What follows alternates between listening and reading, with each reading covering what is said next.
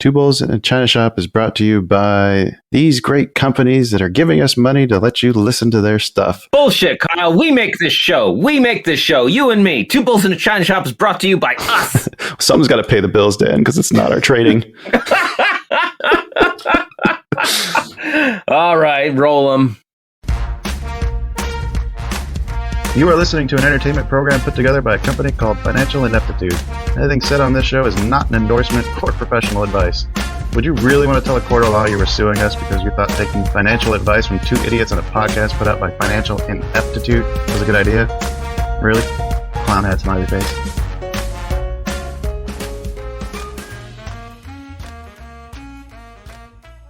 Well, hello and welcome, everyone. Welcome back to the China Shop. We are so super stoked you made it today. Get on inside. I'm Shopkeeper Dan. With me, as always, is Kyle, creator of FinancialIneptitude.com. Kyle, you excited today? I'm excited today. It's not every day we get to talk to someone who's a tax specialist. The guy who is writing the book on how to avoid paying taxes. The book has been written. It just has to make its way to shelves. I am proud to introduce, folks, the wonderful CFA, Lance Belline. How are you doing today, Lance? I'm doing very well, Dan. Lance, tell us a little bit about yourself. What exactly do you do? What is the person who teaches people how to avoid taxes? How are you not on the FBI's most wanted list? Well, the short background is, I started in the financial services industry right out of college, not necessarily because I had a clear vision of what I wanted to do. Is because I probably didn't have great grades and I didn't network and intern at the right places. And so I kind of found the financial services industry by default, maybe by divine intervention, looking back. And so, over my 20 some years of a career, I've, it's evolved and really probably took off and as far as what changed my life personally, and then also through my clients is at the age of 37, I formed a mastermind group or a think tank because not being the smartest person in the room, I wanted to try to surround myself with other financial firms and advisors that we could share ideas and best practices and concepts. And so from that, ever since then, I had an individual in that group from Seattle, his name was Rich Stewart, kind of threw out a concept to me, which I thought sounded absurd and illegal when he says, I'm going to show you guys how to take money out of an IRA and not pay taxes. And I was like, I don't think you can do that. I didn't think you could either. That's not what an IRA is for. Exactly. I'm going to show you how to live off $109,000 of dividends from your stock portfolio and not pay taxes. And so I was like, yeah, that's exactly what I said. Came back, and I've had a partnership with the CPA for over 20 years. So I came back and said, Travis, wipe your calendar clean. We need to sit down. I got some neat things to share. And we spent about a half day using his tax software, I would say, to kind of validate some of these concepts. And when the light bulb went off in his head, I was like, yeah, this is real. This got legs. And so it's something, I'm currently 51, something I've been implementing myself and our clients ever since. And the purpose of the book was I really wanted this to reach more individuals and have a bigger impact on people's lives than just, say our network within our firm. Are you worried that telling all these secrets is going to make the tax code change?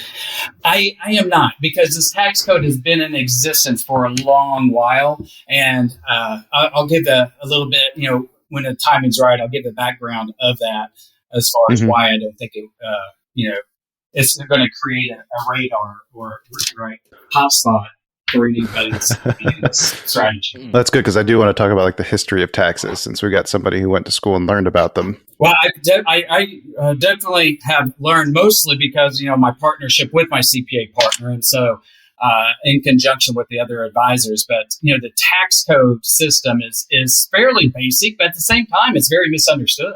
And many individuals are not knowing how to take advantage of it, legally take advantage of what the tax code has been written. Why? In investing, and I love your podcast as far as, strategies of stock investing. But I think the biggest way to move the needle as far as accumulating wealth is not necessarily a stock strategy or investment strategy that's going to get you an extra 1 or 2% or 10% return. But what if you can decrease the amount of taxes you pay by 15 or 20% on an annual basis for 20 or 30 years? Yeah, that's the first time I think I've ever heard anybody explain our tax code as simple. In fact, I think one of my questions is, why is it so complicated? Yeah. But you describe it as simple. Can you explain why you think that? Yeah. Have you been drinking today? It is 5 o'clock somewhere, right? Yeah, right. It's always, yeah. So the tax code is, I think we are shaped. Every American right now always thinks about the present day, right? How do I pay less taxes today or this year? Mm-hmm. And what you have to do is expand your horizon and say, how do I pay less taxes over my lifetime? Not necessarily in 2022. So the tax code has two sides of it. The left side is your income tax rates. And there's 7 rates. The lowest rate is 10%. The highest rate is 37%. Right. And there's 5 brackets in between. And as your income increases, right, you step into another bracket. If your listeners, are blessed to have incomes over $650,000, then their income over that's getting taxed at 37%. I would say they should be very thankful, right, that they have that opportunity. Right. I would. Yeah. On the other side, so that's the left side. On the right side, there's 3 tax brackets, and that affects the listeners on this because it affects their stocks that they are purchasing.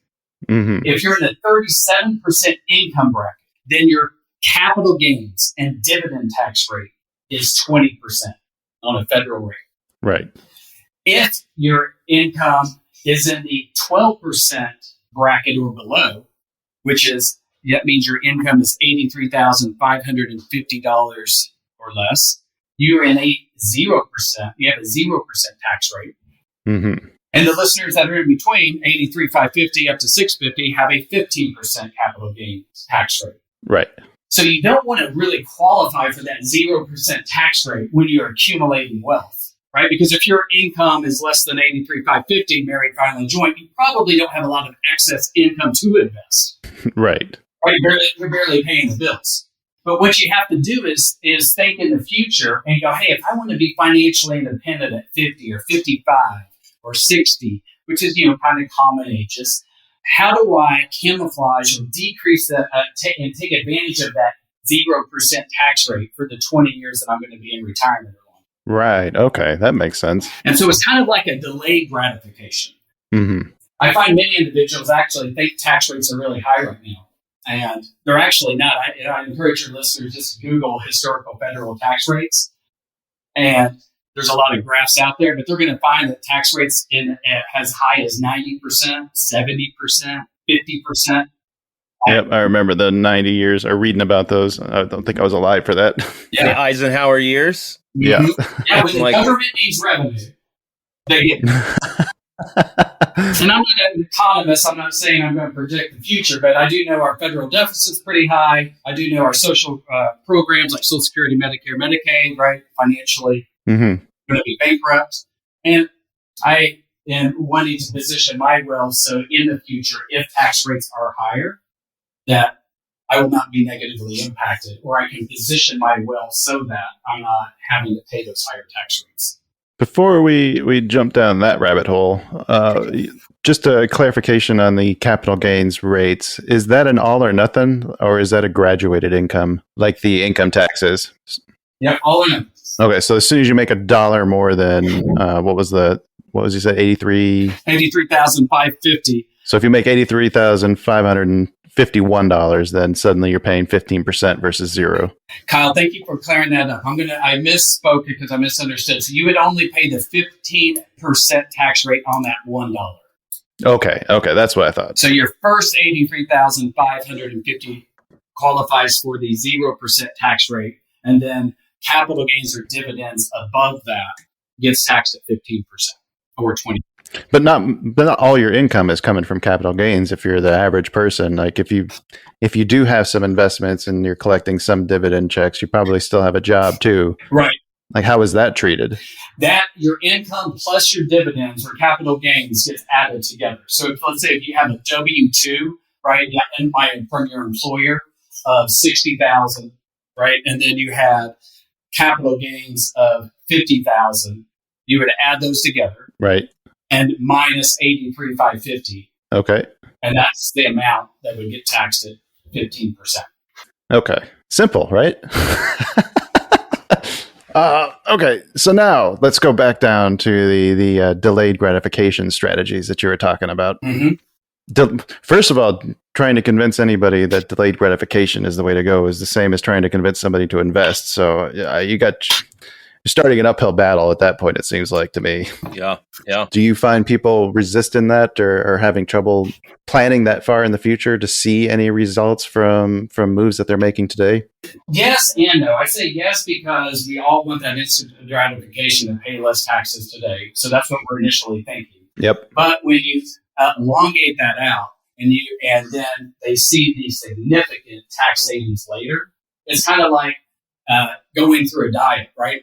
We all hate going through a diet, but if we know we're going to lose 15 pounds from it, we're much more willing to do it versus maybe will I use 15 pounds. And so that's what I found. The numbers are so much in their person's favor. It kind of goes, well, this is a no-brainer. This is what I need to do. Gotcha. So what are some of the strategies that you talk about then? What are some of the things that we could do? Well, I think the terminology that we need your listeners to learn is because it's an investing podcast, right? Everybody probably is aware of the term asset allocation, right? Positioning and buying stocks in different sectors, right, or sizes. But I want them to have a new terminology that would be asset location. How is our investments located based on how they're going to be taxed?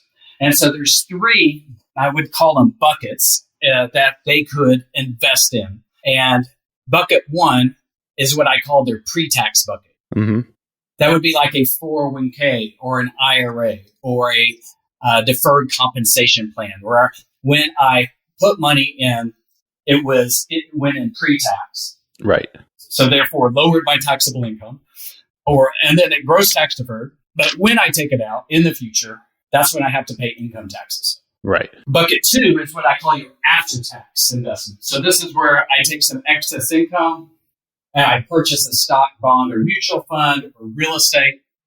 And during my accumulation years, when I'm hopefully making a high income, that's where you're going to incur a 15 or 20% tax rate on that money. Mm-hmm. You're also going to get that fund 1099, right? Some interest income sometimes, right, from your financial institution. Yep. And your bucket three is what I call your tax-free bucket. So that's the opposite of bucket one. It's where I put in money after tax, and then it grows tax deferred, and then it's withdrawn tax-free. And that would be a terminology like Roth IRA, Roth 401k. Health savings accounts kind of can get caught up in that as well. Right. 529 plans for education, for college education. Okay. So then it all becomes just a kind of a dance of how you allocate your assets between those three different vehicles. That's right. And the goal would be, in essence, to have balance in retirement. Mm-hmm. And so let me walk you through a quick analogy. Let's say you had $1 million in each bucket, in your pre-tax, after-tax, and tax-free. Okay.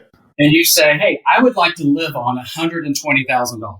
I've now reached, hopefully, retirement age, and I would like to stop working. Right. So in order to get you $120,000, what I would do is I would take 4%, in theory, from each of my buckets. So that's $40,000. Okay. 40 times 3 adds up to $120,000. Yep. The $40,000 for my pre-tax bucket is what is considered my new W-2, because I'm no longer working, so I'm not going to get a W-2 from my employer. But that $40,000 that I withdrew from my pre-tax is taxable income, so it's taxed like a W-2. Like you made it. That's correct. The government allows every tax-paying citizen what's called a standard deduction. Yep. That's what I use. Yeah, that's $25,900. And that gradually adjusts up with inflation. But then in 2022, it's $25,900. Okay. Oh, nice. So Last time I looked, I think it was 24, and I was really happy about that. Yeah, it's going up. So if you take $40,000 minus the standard deduction of $25,900, you would get $14,100. Okay. That is what is considered your taxable income. All right. And what about the rest of the money that you're pulling out then? So then you would say that is an important number, because if your taxable income, if you recall earlier, I said is less than $83,550, you qualify for the 0% tax rate from your after-tax bucket 2. So if that $40,000 that you got from a stock gain in your portfolio or dividends from your portfolio is taxed at a 0% rate, you now qualify for that 0% tax rate. So 40,000 times 0, pretty easy math, is 0. Right. And then with your Roth account, because that's already, you paid the taxes up front, that's also not counted as income. Yeah, it's tax free. So now you're making $120,000, but only having a tax burden of what, $14,000? I think you said $1,410 because you pay a 10% tax rate on that $14,100. Right. Wow. Yeah, so I could see that's less than 1.5%, right? If you did the math, right? Yeah. 1,410 divided into 120,000. So then it's just a game of trying to figure out where you're going to split up your retirement savings then. Yeah, exactly. And the old school way of thinking, right, was because it was just what we were accustomed to, right? We were putting, a lot of people are putting most of all their savings in bucket 1, right? Getting the immediate tax benefit. Yep. And then they accumulate, let's say instead of $1 million in each bucket, they accumulate $3 million in bucket 1, and they want to live on $120,000. Well, they have to withdraw $150,000 or $160,000 or something like that in order to net $120,000. Right. And that keeps their taxable income above the 12% bracket, which is $83,550. So now they're paying capital gains taxes all their life. Right. Yeah, I could see the problem there. So why was that the standard wisdom before? Because I remember when Roths started to get big, and I started investing in them because I could see the benefit, but they didn't really seem to have the same, there's not as many opportunities to invest in those. It's only been recently that companies have started even offering those as part of their retirement benefits. Yeah, you're right. And it's astonishing how slow companies took to amend or add the Roth feature to their 401k plan. You'd be amazed that when they were allowed to do it by law was in 2000. Really? Yeah. Roth IRAs came into existence in 1996. Right. Thank you, Senator Roth from Arizona. Yeah, easy. But there was a caveat. Do you remember the caveat and why they weren't really popular at the beginning? No, I think I was just starting high school when those came out. Well, there was contribution limits. They were very small. Oh, that's right. Yes. And there was also income limits, meaning if you made over a certain amount, you contribute to them. Mm-hmm. But the government knew, that this was going to, they could have problems in the future, so they limited how much you could contribute. It started roughly $2,000. Now it's up to $6,500. There's catch-up contributions, right? If your listeners are over 50, but still, you're not going to accumulate a lot of wealth there. And the Roth 401k feature, even though would allow companies in 2000, I'm in Northwest Arkansas where you have Walmart, Tyson, J.B. Hunt, major corporations. Right. They didn't amend their plans until 2019 and 20. Wow. And so the nice thing about the 401k is there's no income limits. Plus I can contribute a lot more. Mm-hmm. Right. I can contribute up to, $20,500 this year versus $6,500. And it doesn't matter if I make $1 million or if I'm making, $100,000, I can still contribute that amount. And so that's why I think the bucket 3 category has not been, it's not as new and it's not as known. And that's kind of why, I think we're a little delayed and why, again, it's something I didn't catch until, later in my career. And you said that you don't think that there's going to be anything that changes with that in the near future. I'll tell you why. The tax code is built to protect the middle America, right? the working class. And generally speaking, those are individuals who are making, right, less than 100,000 for sure, right? Mm-hmm. And so if the rich, meaning people that are making over 100,000, get a 15% tax rate, and the filthy rich have to pay a 20% tax rate, they have to have a better tax rate for that next lower class. And so the 0% tax rate has existed for a while. And it's because the government, in theory, knows that they're not really giving up any revenue. As again, we said, if you're making married, filing joint, and you have a family of 2 or 3, you don't have any excess money after you pay the bills and the mortgage and put food on the table to go buy a stock, right? Mm-hmm. Or mutual fund. And so the government's not really missing out on any revenue. Something seems wrong about that. That feels kind of dirty for some reason. I can't put my finger on it. Yeah. You have no money, so we're not going to worry about you. Yeah, but and they have to make it on paper sound like, right, they're getting a better tax rate. Mm-hmm. And so it's something that, exists. I think what was the politician? He was a Republican, but he got, exposed because he had an income of $200,000 or $300,000, but he only paid, I think it was like $20,000 in taxes. And that's because it all came from dividends and capital gains. Right. I think Warren Buffett was saying something about that too, how he pays a lower tax rate than his secretary. Yeah, I mean, if he lives off capital gains, he's paying a 20% federal tax rate. Mm-hmm. Yeah. And paying his secretary pretty well. Yeah, I would hope so. So if I'm accumulating wealth from this point forward, especially my younger clients and for your younger listeners, I would be accumulating most of my wealth, as if I could, in buckets 2 and 3. Right. No longer bucket 1, pre-tax should be used. And I never say never, right? But I would say I would focus on accumulating. Well, if it's your only option, and you really don't want to give away the company matches, if you're lucky enough to have one of those. Yeah, that's true. And another misconception is I won't get the company match if I do a Roth contribution in my 401k. That's not the case. You still get the match. Mm-hmm. The match goes into the bucket 1 from the company because they want the deduction. But your contribution can go in the Roth or pre-tax, and you'll still qualify for the match. So if you're working for a company and they have a Roth feature, I would strongly encourage listeners to consider transitioning to the Roth. And a misconception idea, and if you go do calculators, right, Roth versus pre-tax, mm-hmm. There's a saying, I guess, perception versus reality. The Roth calculators online will always say, well, hey, you had to pay taxes on that contribution. So you really didn't save, right, the $6,500 in your Roth, right? Because you had to pay taxes on. You have to account for the taxes being paid. Mm-hmm. But that's in reality, they did put the $6,500 in.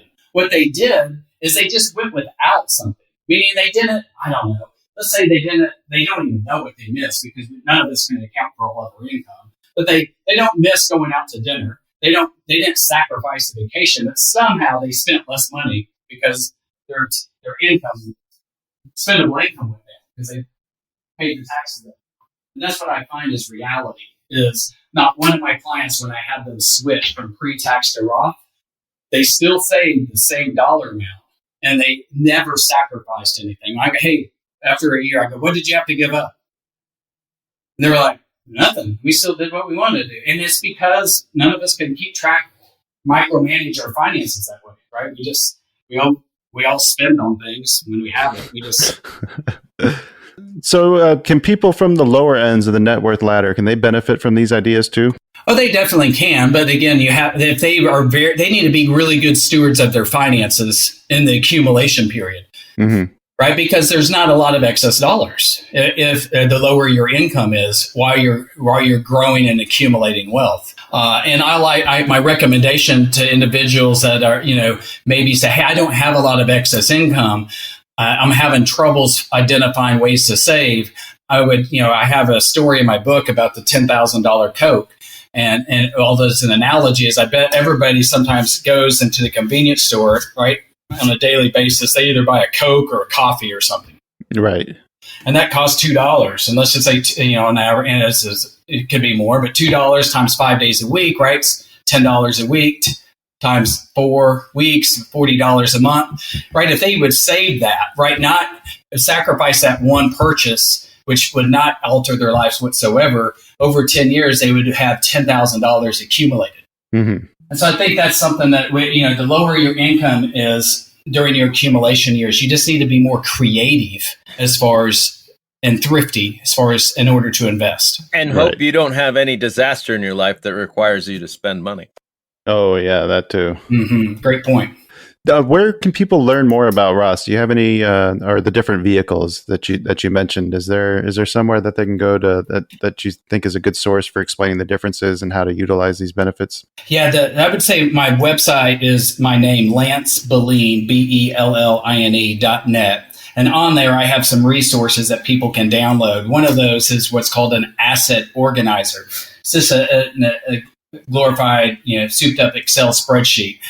But what it does is it helps people identify what they need to do is, well, what does my current asset location look like? Like, what percent of my wealth is in bucket 1? What percent is in bucket 2? What's in bucket 3? Mm-hmm. And then based on what I'm saving a year, what will be my future wealth, look like? And so they can kind of put their assets, accounts and dollar amounts in those. Of course, they can also go to our website of my company if they ever want to get some resources and, free consultation from an advisor. That's my company name is Lighthouse Financial. So that website is www.lhfinancial.net. lhfinancial.net. We'll make sure that's in the episode description as well. And then the book. Yeah, the book, I have it all kind of spelled out a little bit as well, as far as going in a little more detail as far as each bucket and going through that analogy I just did as far as having an income of $120,000, right, and only paying $1,410 in taxes. And there's a lot of more ways you can massage it as well, but those would probably be the best resources. Awesome. Thanks for sharing those. Can we talk a little bit more about retirement? I've had some questions that I wanted to ask somebody who might be more of an expert than me. You bet. I've seen a lot of articles, and this was even before inflation started getting out of control, telling me that $1 million is not enough to be able to retire. Why then do I see so many people who have retired with much less than that and seem to be doing just fine? Yeah, I would there's two things, and two analogies I'd say. That one, that sometimes what you think they are fine, right, and doing right, Mm-hmm. I call it a big hat, no cattle. So on the surface, they look like they're doing great, but in reality, they're not. Okay. Hey, that's just like me. But it does seem like there's a lot of people that manage to survive on just Social Security. And then if you have anything extra on that, then is that just because pensions were a thing and aren't anymore? They have a good, I think they have what's called a good break. I call it a break and an accelerator. An accelerator is when you have the ability to make money. Mm-hmm. A break is your ability to not spend money. Okay. And so a lifestyle, right? It's you do not have to make or live off, I don't know, let's just say $200,000 a year to be happy. Mm-hmm. I have clients living off $60,000 a year and are much happier, right? Yeah, there's probably less to clean. And so I think it's about a lifestyle choice, and knowing what that is and living within that lifestyle. All right. What about Social Security itself? There's always seems to be those fear mongering going around that Social Security is going to run out of money or it's not going to be around when it's time for us to take it. But they say that every year, and every year it's still there. Yeah, it's not going to go away, obviously, just because the politicians are going to keep that right? The taxpayers are not going to, be very happy for a politician who goes, well, I think we need to take away Social Security. Well, they tend to be the ones who vote too, so. Exactly. And the baby boomer generation, which has more retire, every year, more people are retiring from that generation. So I think what they'll do for the younger taxpayers they're going to continue to delay when full retirement is. Right. A lot of times full retirement, I remember 20 years ago, full retirement was 65. Mm-hmm. And now, if you go on, you'll probably see it's 66 in 6 months or 67. Yep. So I think they'll continue to delay when full retirement is. Mm-hmm. And again, I also am under the opinion, I think if they need to protect it, they're going to raise revenue. Oh, right. Which they've been raising the ceiling, it seems like, every year. Mm-hmm. I think I've only been lucky enough once to not have to pay. I hit the max where I didn't have to pay any more Social Security, and that was really nice. That was a really nice year.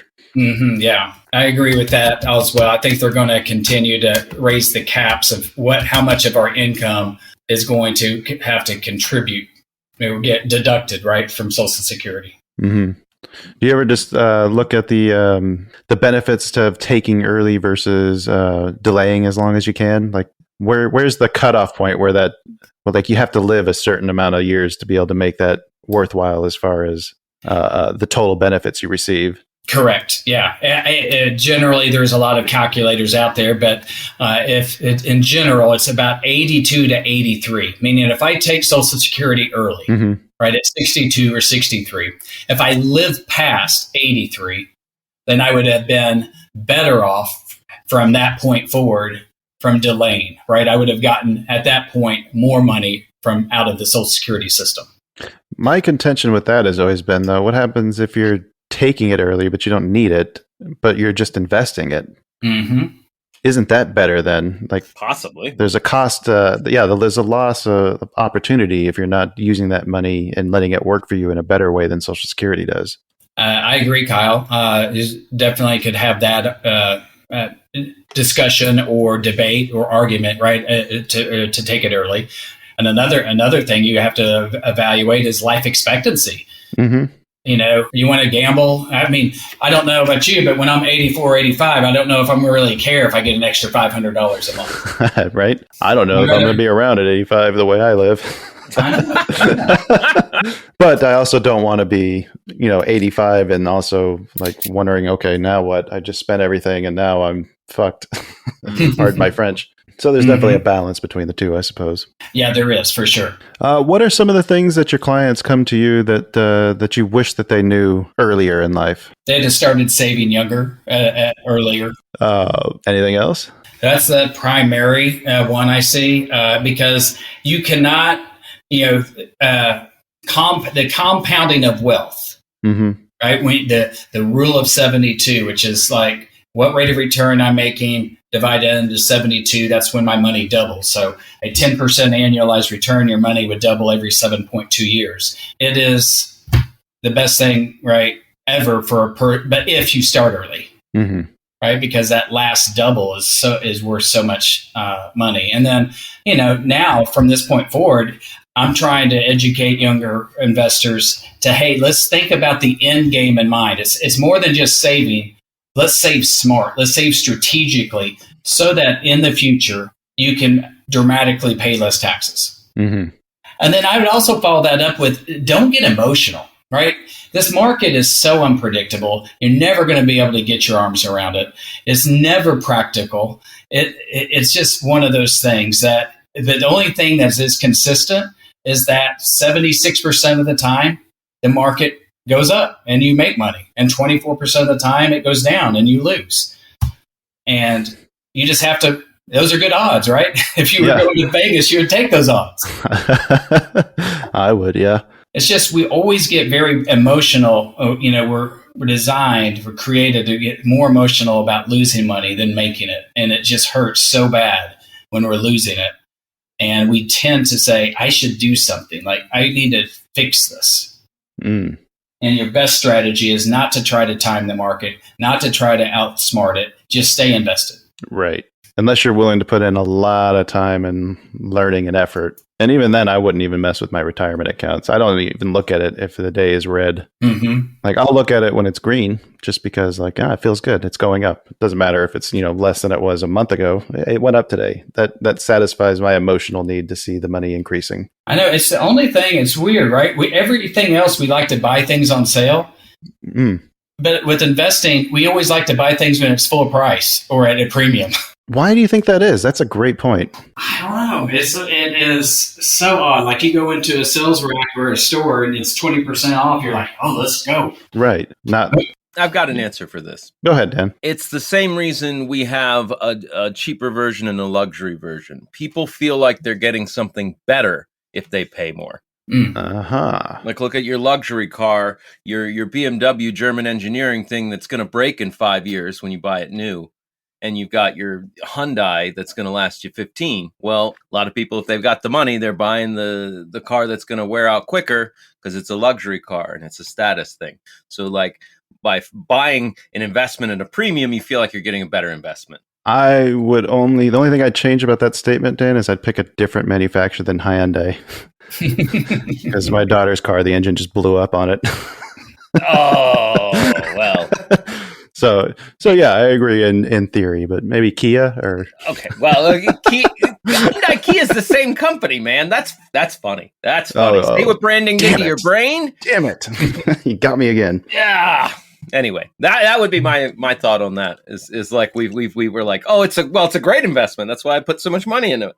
Well, and then it's also you mentioned the emotions too. It's not just that. It's when it's going down, we think it's going to keep going down.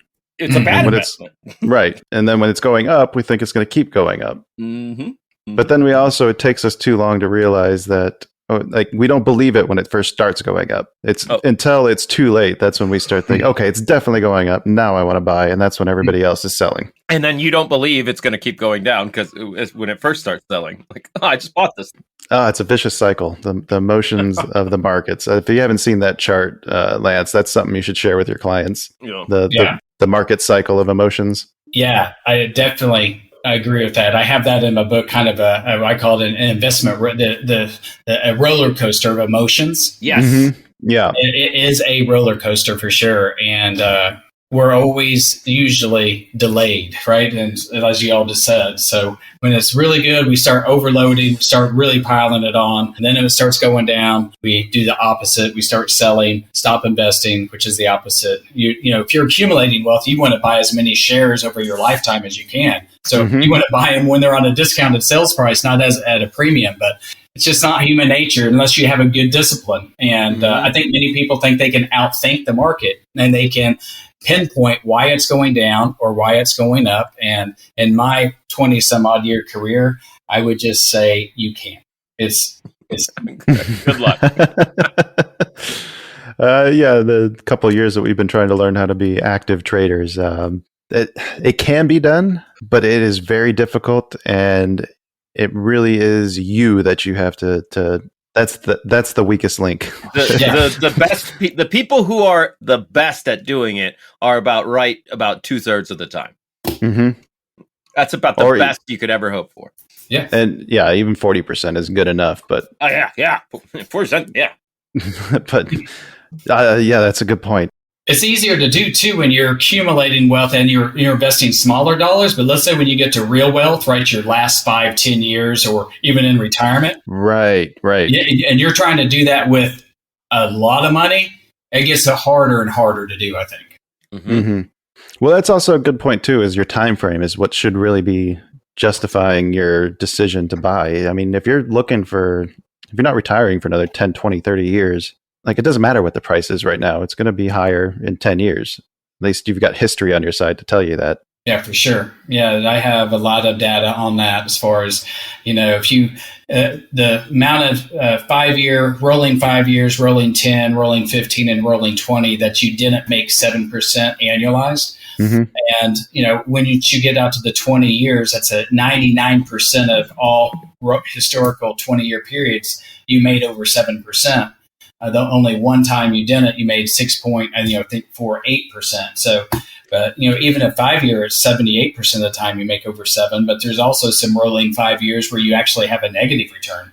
Mm-hmm. And that's why I also feel like in retirement, I'm a big believer in dividend stocks, and you should just transition your portfolio to a dividend stock portfolio. Because one thing, you can't use the word guarantee with dividends, but no. Predictability is definitely one, right? You can increase your odds by doing a little bit of research on the ones that have been paying them through the shitty times. Yeah, for sure. And there's even an index called the Dividend Aristocrats. Mm. You don't even have to research. If you don't want to get into that, you just purchase the Dividend Aristocrats. And that, in order to qualify for that, a company has to have paid dividends every year for 25 straight years. Not only that, they've had to increase their dividend every year for 25 straight years. Oh, wow. What's the name of that fund again? What's that ticker? The dividend. The Dividend Aristocrats. Yeah, the Dividend Aristocrats. I think I've heard of them before, but I've heard of the Aristocrats joke. Oh, what's that? Oh, I can't tell it here. It's famously the most filthy joke in the history of jokes. Well, now you have to tell it. It's a long joke. I'm not going to tell it. Okay. You tell me off air. I want to know. Okay. All right. Dan, you got any questions for Lance? Yes. Do you ever think that there's a situation in where it's a good idea to pay taxes?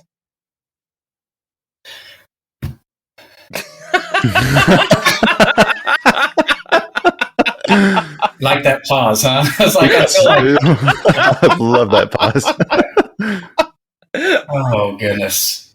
Well, we discussed in history, we have been over the last 15 to 20 years historically in a low tax rate environment. Uh-huh. Mm-hmm. And so if you have a belief or concern that tax rate, that we've talked, I don't complain as much about paying taxes today because I feel like tax rates in the future will be higher. Mm-hmm. Okay. And so that's how I would say it's painful, but I would do that. And that's why but when you're accumulating wealth, Dan, I would say that you should, unless you're really, really good at it, because as you know, the tax, when you're in bucket 2, right, your after tax investments, I think you should trade very little in your bucket 2 investments because you're incurring either the long-term capital gain tax rate of 15 or 20%, or if you sell before 12 months, you're incurring your income tax rate. Mm-hmm. I think you should do a bunch of your trading and the strategies you guys might implement in either your bucket 1, but really in your bucket 3. Because if you say, hey, I'm going to hit home runs, you want to hit home runs in your tax-free bucket. Right. So that $100,000 grows to $2 million or something, and you're not having to pay taxes on all that growth. So I would just say trading strategies, maybe implement your active trading strategies in bucket 3 investments. Have passive strategies in your bucket 2 investments. Right. Okay. Well, bless you, Lance, for answering my joke question. Well, that is something that you do feel pretty strongly about taxes being important, Dan. I do, but I don't want to make the interview with Lance about my personal beliefs. That's a good interviewer.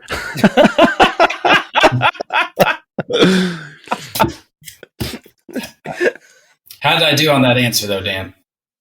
I thought you did a good job. You acknowledged and you accepted taxes, and then you reaffirmed your message of look, you can pay taxes and still build wealth. Yeah, you don't have to. He's not saying you're not going to pay no taxes.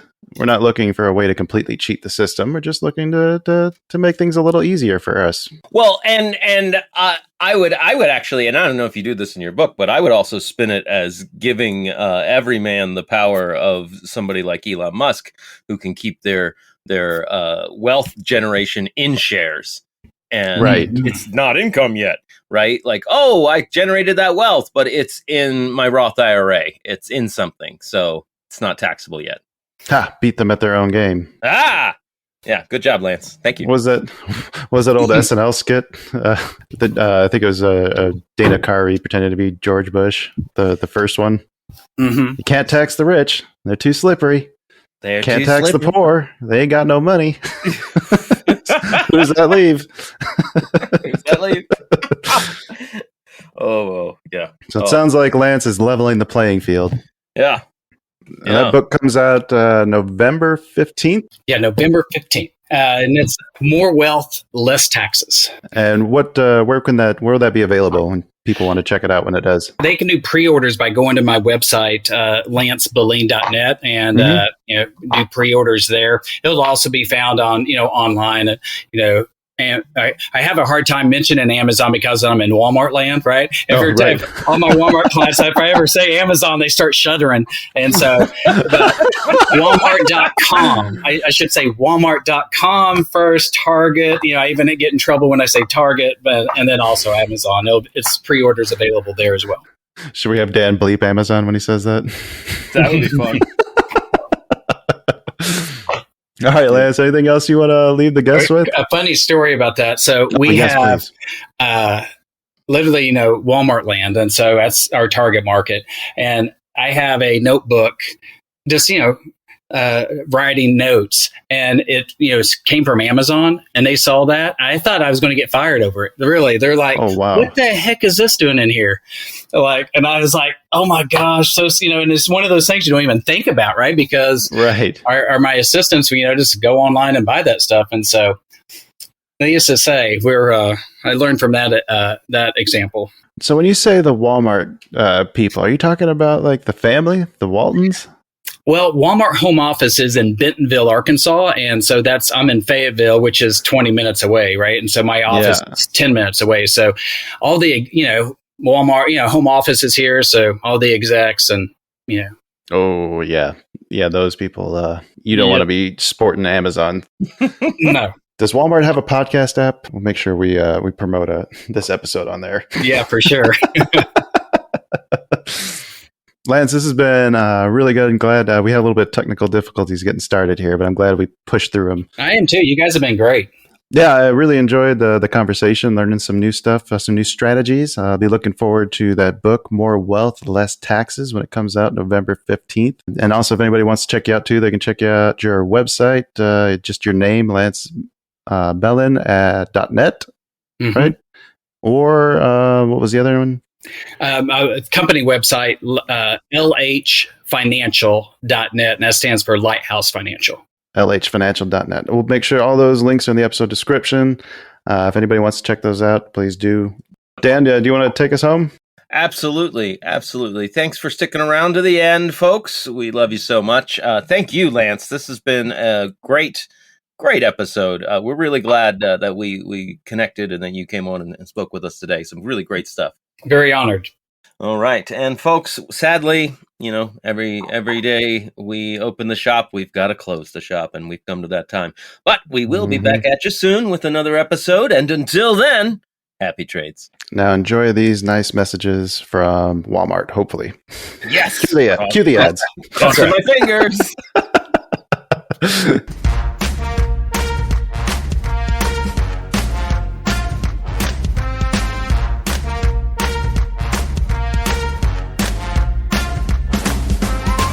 Two Bulls in a China Shop is an entertainment program, and all thoughts and opinions expressed in the show belong to the hosts and not of any company. They are not intended to provide specific advice or recommendations for any individual or on any specific security or investment product. It is only intended to provide entertainment about stocks in the financial industry of trading.